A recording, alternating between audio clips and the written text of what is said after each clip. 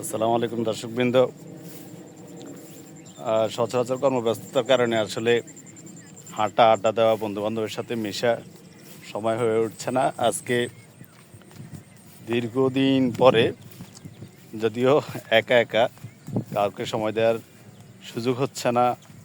আজকের অবসরে কিছুক্ষণ সময় গ্রামীণ পরিবেশে বাঙালির ঐতিহ্য যেই সবুজ শ্যামলিমা, সেই সবুজ পরিবেশে কিছুক্ষণ হাঁটাচলা করছি।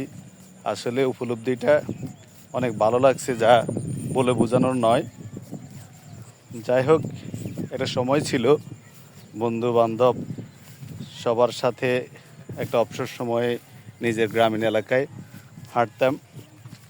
আসলে গ্রামের পরিবেশ কতটা মনোমুগ্ধকর, কতটা ভালো লাগে, তা তার উপলব্ধি কতটা গ্রহণযোগ্য তা বলে বোঝানো সম্ভব না।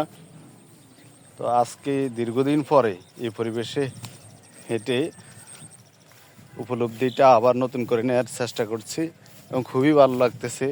প্রকৃতির শীতল বাতাসে এই গরমের ছোঁয়ায় শরীরটা খুবই ভালো লাগতেছে।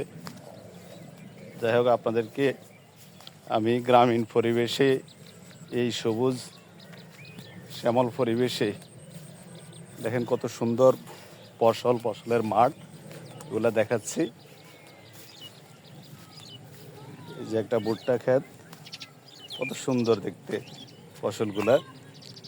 এরকম সুন্দর প্রকৃতিতে হাঁটার এবং আড্ডা দেওয়ার বন্ধুবান্ধব নিয়ে একটা লোভ কাজ করে, যা এক সময় ছিল। এখন আর আসলে কর্মব্যস্ততার কারণে হয়ে উঠছে না, সময় দিতে পারছি না। বন্ধুবান্ধবের সাথেও সেরকম সময় ব্যয় করা সম্ভব হচ্ছে না।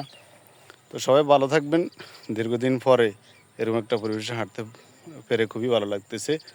তাই আসলে একটা ভিডিও তৈরি করলাম, লাইভ করলাম না, ভিডিওটা করলাম যাতে আপনাদেরকে মোটামুটি দেখানো যায়। উপলব্ধিটা প্রকাশ করার জন্যই একটা ভিডিও তৈরি করা।